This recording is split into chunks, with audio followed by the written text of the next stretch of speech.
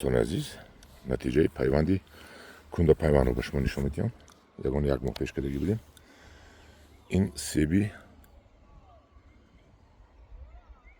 پینکلدی است.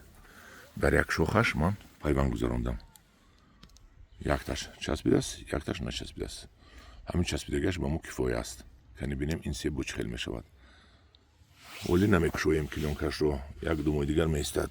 از قسم پایان برآمدگی نود چاکش رو توزه میکنیم که قوت رو نگیرد. تکرار میکنم، ولی نمیکشویم، یک دو ماه دیگه میستد تا نقص چسبیده شیرش گیرد اینجا. بعد میکشویم.